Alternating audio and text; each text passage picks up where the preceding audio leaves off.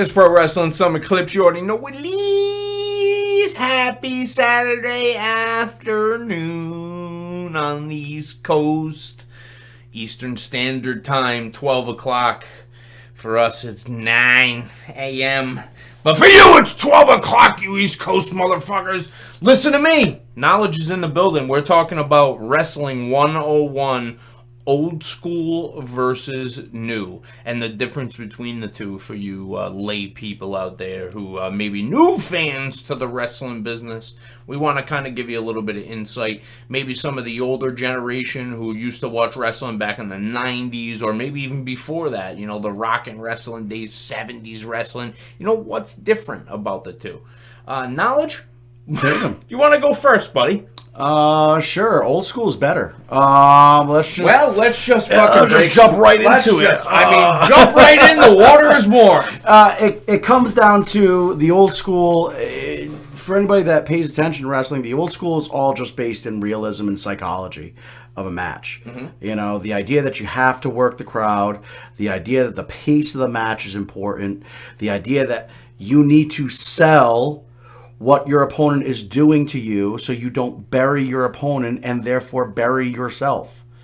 You know, I mean, you're building a character that has to have weaknesses, that has to have strengths, and you need to build it not just through one match, but through your entire catalog of matches. You know, whereas, I don't know, this new school of wrestling, which is going to be, to me, the downfall of wrestling, this spot wrestling where you just work to get your shit in and the coolest moves you can do so that you can have a clip that can be posted online and, you know, get a ton of hits and a ton of views. And you make a name for yourself that way. You know, you can take a Spanish fly off the top of a stage and, you know, get up 3 seconds later to take a super kick 4 or 5 times. You know, or roll right through so you can take the super kick. Yeah, you know, there's no realism to that. The reason that I like the old school, if you got hit with a finishing move, you stayed down for the 3, because that was the point of that move. If you got knocked down, you didn't just pop right back up again. How many times have you seen somebody kick out of the Jake the Snake's DDT? I never once have I seen that. Maybe, I'm trying to think now. Maybe Warrior? Yeah, right. Macho, maybe? But like, it would have to be a wrestler that made sense, you know? It would have to be a spot that made sense, too. Right. They're not kicking out of that on like a fucking house show. No, that's going to be a pay-per-view, a big show. Right. You know? A WrestleMania, SummerSlam, the big 4 back in the day. Right. A DDT, we're talking about. A simple, plain old fucking DDT. Whereas, I mean, you look at WrestleMania, everybody's kicking out of, you know, 3, 4, 5 spears or, you know, finishing moves, and everybody's doing it. Well, you know, and I think it harkens back to the days of you know, hey, I want to do as much shit as possible in the match. And because the more time that I spend in the ring, the more time people get to see me. And I think that a lot of the old school guys understood the value in less is more. The less that they see you, the more they're going to pay to see you. Mm-hmm. And if you can talk them into the building, they're going to come. Nowadays, you don't talk them into the building. The company has a social media account, and the company sells the tickets. Not one wrestler sells the tickets to the shows. It's why I think you and I still are pretty high on MJF's abilities on the mic. Is he can talk people into the building. He fucking talks people into seeing him get his ass kicked. Right, and he doesn't put it out there every show. And he's very believable in the way that he takes bumps and the way that he goes through a match. It's very believable that he's an attraction. Right. He said it. I'm an attraction. And the problem is, like, there are people that are going to say, there's room for both. There's room for both on a show now. And to that I say, you're lying to yourself.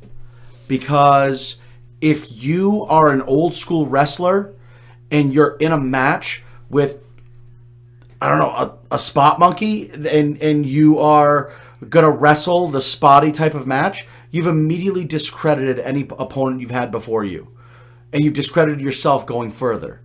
You can't go back to old school once you've wrestled this new school style. Yeah, I mean, it's kind of tough because you can't, it's not like, hey, I'm going to lock in this submission hold and you're going to tap out, or you're going to fucking verbally give up to the referee. Like, how many times do you actually see somebody fucking, like, tap or verbally tap to the referee or tap out, like, legitimately? There is no move like a sharpshooter anymore, a figure four leg lock. Dude, these are classic, time-tested professional wrestling moves that have a air of realism to them.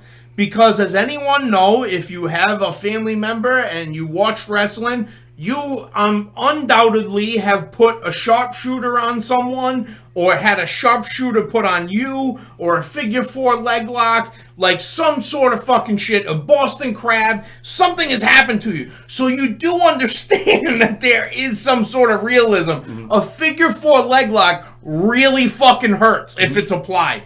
A sharpshooter, the way that Bret Hart used to do it, where you would wrench back on your fucking back, it really hurts. It's not a game.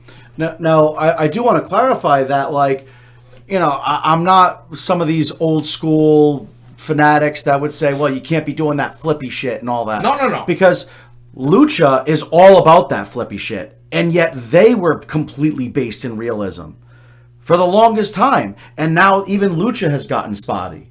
And, dude, it's crazy. It's unrealistic, crazy. You know, this strong style, spotty type of style, this new school of wrestling has kind of infected everything because people want to see. I don't even want to call them real fans.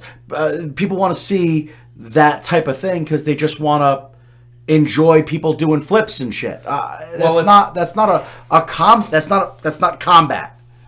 Yeah, I mean,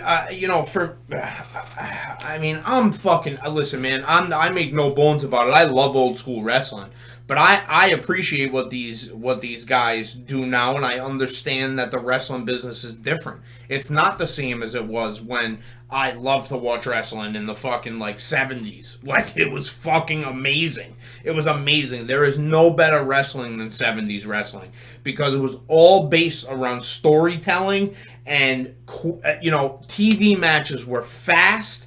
They had a job guy against a very serious guy.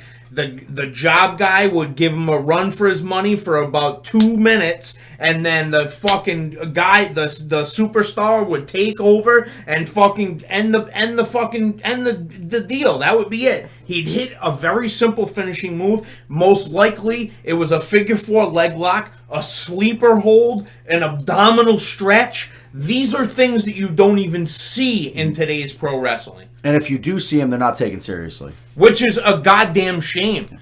Because an abdominal stretch done properly is fucking nasty. I mean, think of a sleeper hold. A sleeper hold is like a transition now. It's a rest hold. Isn't that crazy, dude? Roddy Piper used the sleeper hold. But, I mean, I don't even want to say Brutus Beefcake. But he did. He used the sleeper hold. I mean, fucking Jack and Jerry Briscoe both used the sleeper hold. Like, I mean, there's a litany of fucking guys that use the sleeper hold.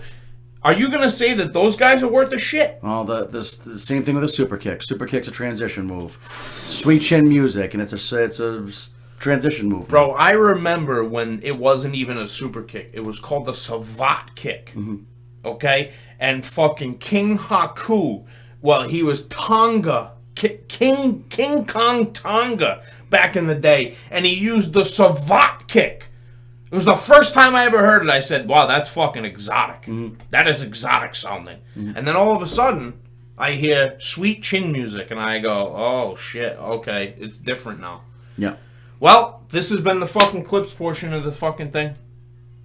Old school versus new. It's old school. Like, share, subscribe. Old school, baby! 60 G's, baby! I don't know who's paying, but somebody for paying. Old school wrestling. God damn it!